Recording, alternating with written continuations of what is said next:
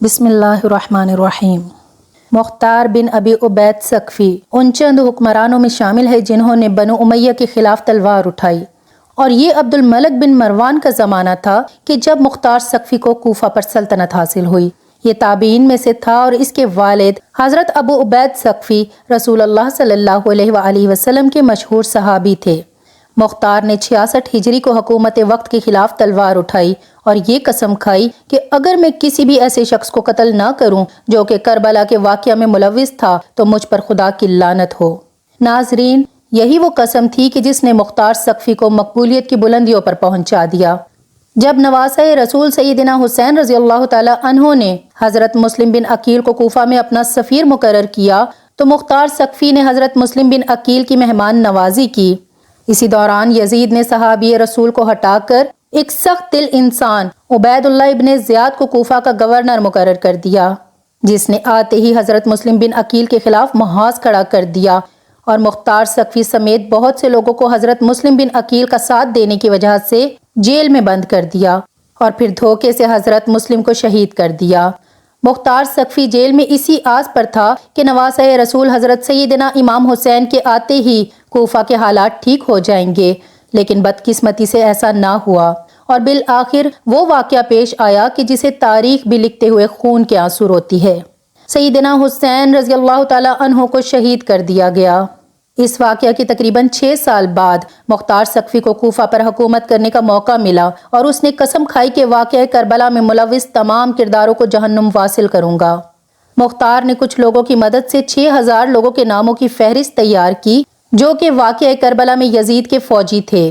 آئیے اسی فہرست میں سے کچھ بڑے لعینوں کی موت کا ذکر کرتے ہیں جو کہ مختار کے ہاتھوں ہی عبرت کا نشان بنے۔ سب سے پہلے عمر بن سعد کی بات کرتے ہیں۔ عمر بن سعد کربلا میں امام حسین اور اصحاب کو بے دردی سے شہید کرنے والے لشکر کا سپہ سالار تھا۔ مختار نے عمر بن سعد کو قتل کرنے کا عزم کر لیا اور کہا، میں بہت جلد ان صفات کے حامل شخص کو قتل کر دوں گا کہ جس کا قتل زمین و آسمان اور اس کے تمام رہنے والوں کے لیے خوشنودی کا باعث ہوگا۔ حسین نامی ایک شخص اس مجلس میں بیٹھا ہوا تھا، وہ مختار کی بات کو سمجھ گیا اور اپنے بیٹے اوریان کو عمر بن سعد کے پاس بھیجا اور اسے خبردار کر دیا۔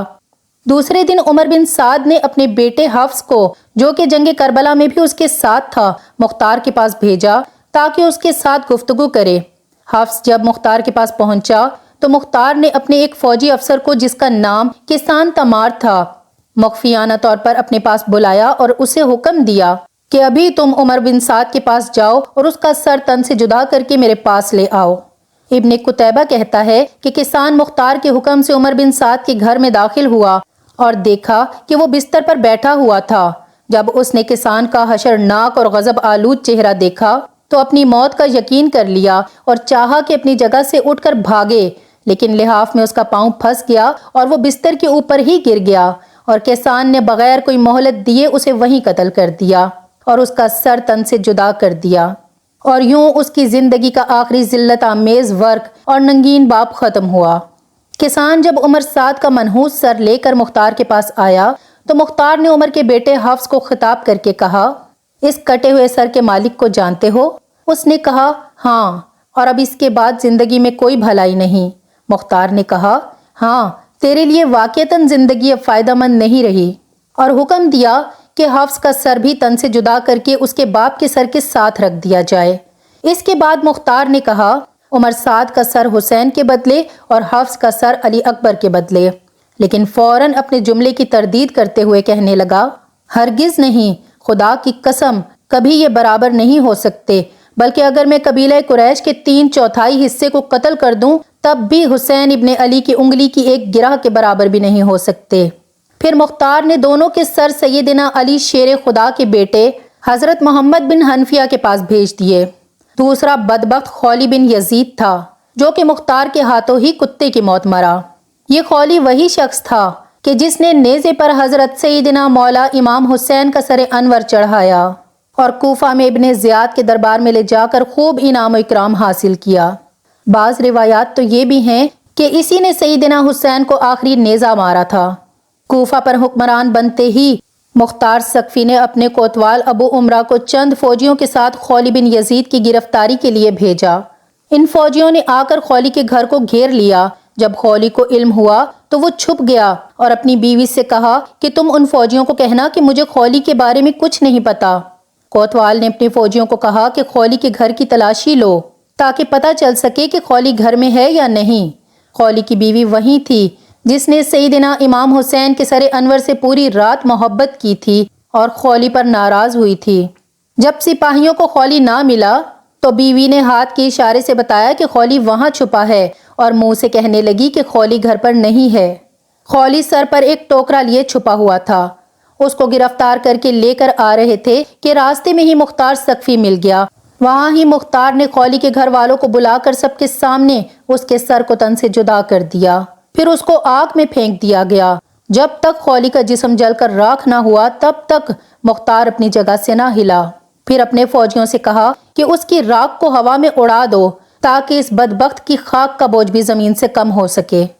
اب بات کرتے ہیں شمر کے انجام کی۔ ناظرین، واقعہ کربلا میں شمر کا کردار بہت نمایاں تھا۔ یہ وہی شخص تھا جو ابن زیاد کا 4000 کا لشکر لے کر کوفہ پہنچا اور خیموں کو آگ لگائی اور امام حسین کو شہید کیا۔ سن 66 ہجری میں مختار سقفی نے قیام کیا تو شمر نے ان کے خلاف ہونے والی جنگ میں شرکت کی، لیکن مختار سقفی نے شمر سمیت اموی امراء کو کوفہ میں ہونے والی جنگ میں شکست دی۔ مختار سقفی نے ارادہ کیا تھا کہ وہ کربلا کی جنگ میں شریک ہر یزیدی کمانڈر کو قتل کر دے گا اور اہل بیت کے پاک گھرانے کا بدلہ لے گا۔ شکست کے بعد شمر کوفہ سے فرار ہو گیا، لیکن مختار سقفی نے خاص طور پر اپنے غلام ضربی کو ایک دستہ فوجیوں کا دے کر اس کے پیچھے بھیجا، لیکن شمر نے مختار سقفی کے غلام اور اس کے دستے کو قتل کر دیا۔ پھر مختار سقفی خود اس مہم پر نکلے اور شمر کو گھیر کر اس کو قتل کر دیا۔